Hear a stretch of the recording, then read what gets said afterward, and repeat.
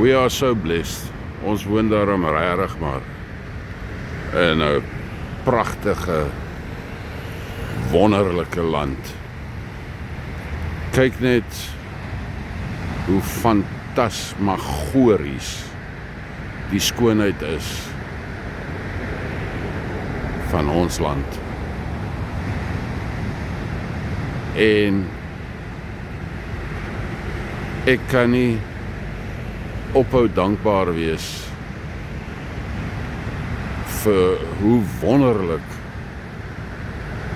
God in sy almag is nie. Hier staan ek nou en geniet en waardeer hierdie skoonheid.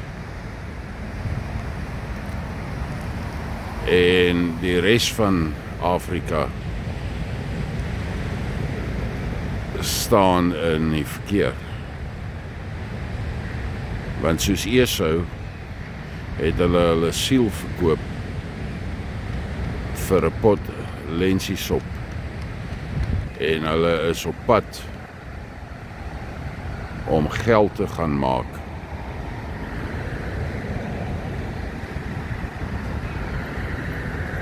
Vir daai pot lensiesop wat hulle siel voor verkoop het. Die blinkkar, die blinkhuis, because they compete with the Joneses in many cases.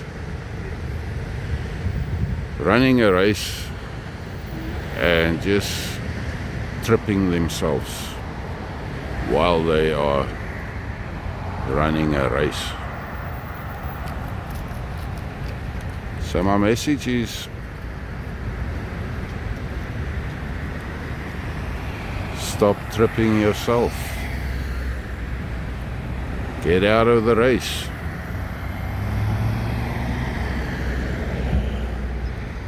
En begin fokus op dit wat werklik saak maak.